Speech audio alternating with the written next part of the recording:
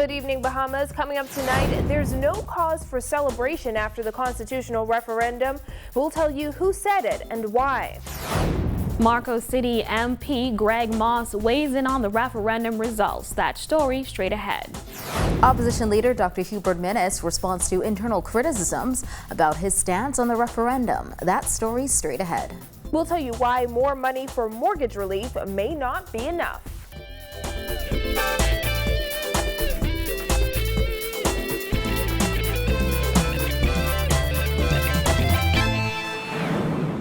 Welcome to our news. I'm Christina McNeil. Thanks for joining us. Topping news tonight, the Bahamian people missed an opportunity to resolutely close the door to same-sex marriage, according to attorney Wayne Monroe. The Queen's Counsel says if the door was open before Tuesday's constitutional referendum, it remains open as the Bahamian people voted not to change the Constitution. I think we missed an opportunity, though, to give the government the ability to firmly close the door. I said that in some radio ads that played. I said that every time I addressed the issue. The Bahamian public cannot say that they were not told. It's like Christianity. The message was brought to the Bahamian public. They didn't accept it, or if they did accept it, they had a desire for something different, but they cannot say that they were not told. They chose to do something different, and maybe for very many different reasons, but Monroe says based on the freedom and right to association in Article 24 of the Constitution, marriage can be considered the ultimate association. In his view, he says there is nothing to celebrate in the wake of the referendum. Well, I don't understand the concept of celebrating a victory. The Bahamian people were asked, did we wish to change the Constitution in 4 ways? That was resoundingly rejected. So the law remain what it is.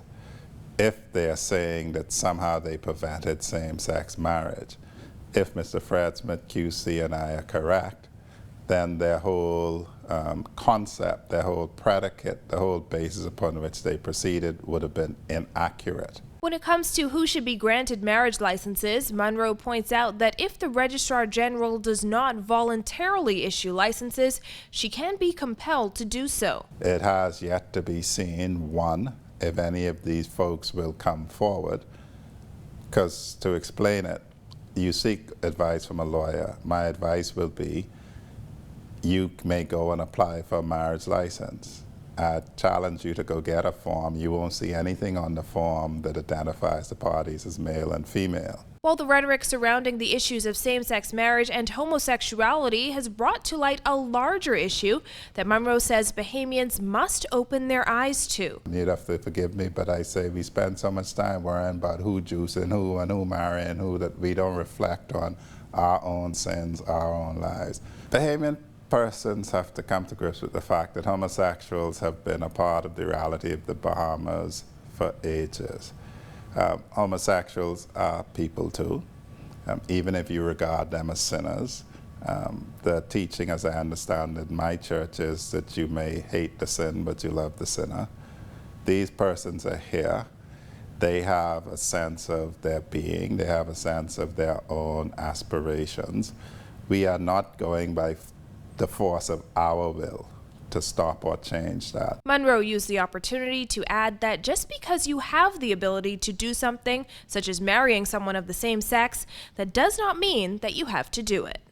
Well, Marcos City Member of Parliament Greg Moss is insisting that the overwhelming rejection of the 4 gender referendum bills is an indication that voters are fed up with what he calls petty politics. Jasmine Brown has the story in this report. Moss says the no vote should be humbling for both the Progressive Liberal Party and the Free National Movement. There is a pent-up frustration in this country with the inadequacies and the pettiness of our political system. And we have our people making a very clear point. Although the PLP promoted this bill, although the opposition, FNM, supported this bill, the people nonetheless crossed party lines and rejected these bills. Moss said he is satisfied with the results, but more importantly that Bahamians found their voice. The second part of that vote yesterday was a much larger question, though. That question is, who runs this country? Is it the politicians or is it the citizens? And the citizens have made it very clear they run the country. Embedded in that question is it really democracy that we're following here, or is it party politics? And they made it very clear it's democracy. The United Democratic Party leader, who was once a member of the PLP, says there is no doubt that everyone wants any vestiges of gender inequality to be addressed through legislation or, if necessary, through constitutional amendments, but not as a smokescreen for bringing same-sex marriage into the country. The main point was not a no vote. The main point was a no vote against very reprehensible and dangerous bills. Those bills had nothing to do with gender equality. 3 of those bills had to do with totally unregulated distribution of our citizenships, and 1 bill had to do with sex, not gender equality, sex. Yesterday, Deputy Prime Minister Philip Brave Davis said the no vote was a reflection of the Bahamian people's cynicism of both the PLP and FNM. As for the leaders of those parties, Moss says the silence of Prime Minister Perry Christie and opposition leader Dr. Hubert Minnis on the night of the constitutional referendum on Tuesday, after the no vote prevailed, showed both parties' failure. Reporting for our news, I'm Jasmine Brown. Thanks, Jasmine. Opposition leader Dr. Hubert Minnis is responding to criticism from Long Island MP Loretta Butler Turner that his lack of a concrete position on whether or not he supported the constitutional amendment bills impacted the outcome of the vote. Dana Smith reports. Earlier this week, Butler Turner called on Minnis to accept responsibility for the part he played in the failed referendum. She suggested Minnis's refusal to endorse a yes vote after supporting the bills in Parliament had an impact on the results of the referendum. She told the Tribune Minnis should have stood by his original convictions and not shifted midstream. Well, when asked about her comments, Minnis had a seemingly sarcastic response. I was very happy, and I was very happy to see that my colleague has such great confidence in me to make a statement that the election loss or the referendum loss was as a result of my minimal involvement. That is great confidence. Minnis's comments come amid continued internal criticism of his leadership. The FNM will hold an early convention next month after 6 FNM MPs, Butler Turner included, advised they've lost confidence in Minnis as opposition leader. Referring to Butler Turner's latest comments, Minnis said he hopes her confidence in his influence will also result in a favorable outcome for the FNM in the next general election.